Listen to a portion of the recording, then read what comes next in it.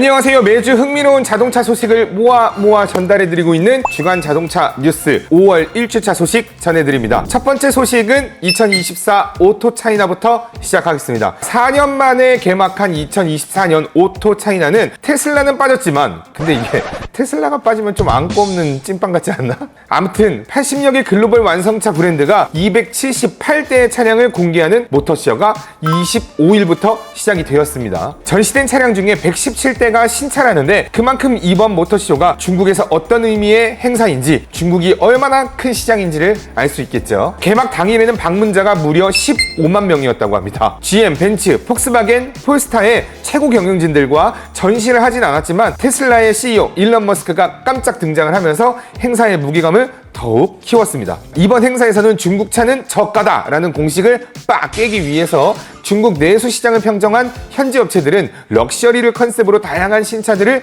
전시했습니다. 그중 단연으뜸은 현재 세계 전기차 판매량 1위인 비아디의 1287마력 전기 슈퍼카 U7이 될 것 같습니다. 하지만 세계 자동차 시장을 주름잡았던 글로벌 완성차 업체들은 현지 시장의 완성차 업체들과의 경쟁을 위해서 가성비 모델들을 앞다퉈서 전시한 모습이 굉장히 대조적이었다라고 평가합니다. 이번 행사에서는 현대와 기아도 참석을 했는데요. 현대차는 고성능 M 브랜드 최초 전기차 모델인 아이오닉 5N을, 그리고 기아는 중국 시장을 겨냥한 EV5를 선보이면서 중국 소비자들의 마음을 흔들기 위해서 굉장히 노력하고 있었습니다. 자, 다음 소식은 오토차이나에서 보이지 않았던 테슬라 이야기를 한번 해보려고 하는데요. 전시에 참석하진 않았지만 테슬라 CEO 일론 머스크가 중국을 깜짝 방문하면서 중국 2인자로 불리우고 있는 리창 국무총리를 만났습니다. 그 자리에서 리창은 외국 기업들이 안심하고 투자할 수 있도록 많은 노력을 기울이겠다라며 약속을 했고, 일론은 상하이 기가팩토리가 가장 좋은 성과를 내고 있는 공장이라면서 중국과 협력에 더 많은 호응을 이끌겠다라고 약속을 했습니다. 하지만 일론이 그냥 이런 얘기 하자고 간 건 아니었겠죠. 중국 고위 당직자들과의 면담을 통해서 중국 시장에서 풀 셀프 드라이빙 기술 FSD 서비스를 진행할 수 있도록 관시를 했다라고 볼 수 있겠습니다. 테슬라는 4년 전에 중국 시장에 진출을 하긴 했었지만 현지 완성차 업체들과의 기술적으로 승부할 수 있는 가장 큰 한방이 있었는데도 아직까지 쓰지 못했었던 거잖아요. 그래서 이렇게 관시를 진행한 결과 바로 29일에 FSD로 모아진 데이터를 미국으로 송출할 수 있도록 하는 가장 기본적인 단계, 심사 단계를 통과했다는 소식이 전해지면서 테슬라의 주가가 하룻밤 새에 10% 이상 상승하는 분위기입니다. 우와! 야, 박수 한번 쳐봐. 나만 그런가? 다음 소식은 오토차이나를 방문한 토마스 잉켄트 폴스타 CEO는 한국 기자단들과의 만남에서 새롭게 출시된 폴스타4를 르노코리아 부산 공장에서 생산을 하겠다라고 전했습니다. 폴스타 같은 경우는 중국 최대 민영 완성차 지리와 볼보가 2017년도에 합작한 회사입니다. 중국 내에서는 고급 브랜드로서 이제 인정을 받고 벤츠처럼 고가의 전기차로 인정을 받으면서 꾸준한 인기를 받고 있는데요. 폴스타는 자체적으로 제조 시설이 없습니다. 어떻게 생각하시면 되냐면 반도체로 따지면 기획과 설계만 하는 애플과 엔비디아 같은 팹리스 회사라고 보시면 되겠는데요. 생산은 모회사인 중국의 지리 공장이나 볼보의 글로벌 공장에서 위탁 생산을 하고 있었습니다. 부산에서 만들어지게 되는 폴스타4는 한국 내 소비자들 뿐만이 아니라 북미 지역의 수출을 활용하면서 폴스타가 세계 지역으로 뻗어나갈 수 있는 기대를 할 것이라고 전했습니다. 여기서 드는 의문점이 있어서 이제 기자들이 물어봤죠. 과거 폴스타의 지분을 48%가량 가지고 있었던 볼보가 현재는 18% 정도로만 유지를 하면서 폴스타가 국내에 출시가 되었을 때 이 서비스 센터를 이용하는데 어려움이 있지 않을까라는 질문을 했었는데요. 토마스 CEO 같은 경우에는 지금 운영되고 있는 폴스타도 현재 서비스망에는 이상이 없다, 잘 운영되고 있다라는 말로 일축했습니다. 과연 계속 유지가 될 수 있을지 지켜봐야겠죠. 또한 폴스타4에 쓰여지는 MCM 배터리는 SK온에서 공급받기로 했습니다. 프리미엄 브랜드답게 빠른 충전을 해야 되기 때문에 LFP 배터리보단 MCN 3원계 배터리를 선호한다고 하네요. 하지만 결코 안 쓸 거다라는 말은 하지 않았다고 합니다. 여지를 남겨두었죠. 아무래도 제가 생각했었을 땐 앞으로 우리가 가솔린 차 할래, 디젤 차 할래 그런 것처럼 LFP 배터리 할래, MCM 배터리를 할래 라고 선택할 수 있는 그런 옵션의 영역으로 다가가지 않을까라고 생각을 하는데, 그런 의미에서 아마 이 CEO가 그렇게 말을 한 게 아닐까라는 생각을 합니다. 폴스타는 지난해 국내 판매량은 1654대로 재작년에 판매했었던 2794대보다 무려 40.8%가 감소했었습니다. 이번 폴스타4가 올해 6월에 출시가 되는데 반전을 노려볼만 하겠습니다. 저 개인적으로는 솔직히 디자인으로 보면 모델 3 하이랜드와 이제 거의 난 비슷하다고 봐. 되게 굉장히 이뻐. 그래서 제 마음속에서 꼭 가지고 싶은 전기차 중에 하나인데 저도 한번 끌어볼 수 있도록 한번 노력해보겠습니다.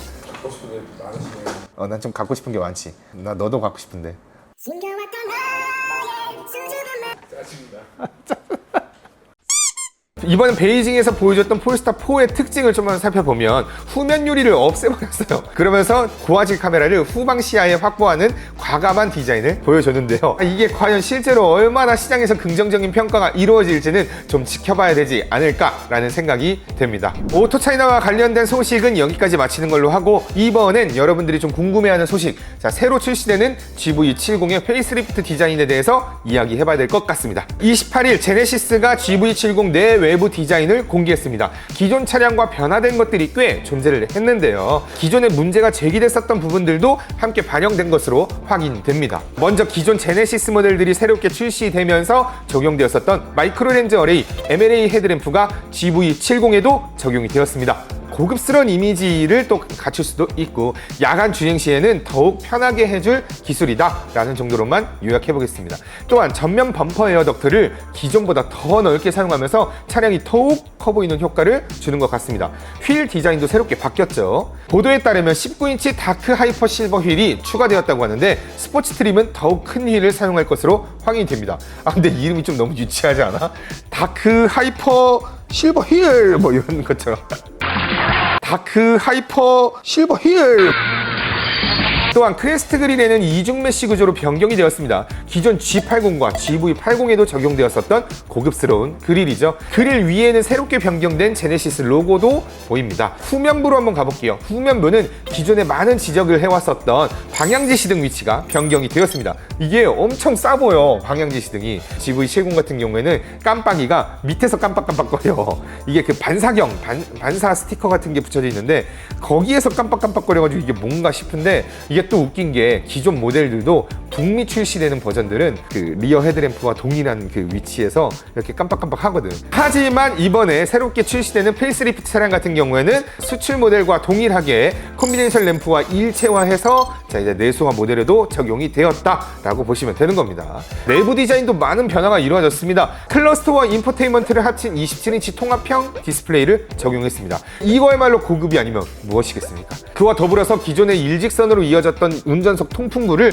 핸들 쪽으로 이제 변경을 하고 기존에 있었던 터치 타입 공조 조작기를 기어 노브 위쪽으로 변경을 했습니다. 그로 인해서 기존 일직선으로 이루어졌던 라인에 무드램프가 적용이 되어서 더 멋진 분위기를 만들 수 있게 된 것 같습니다. 이뿐만 아니라 스티어링 휠에 투톤 색상을 적용했습니다.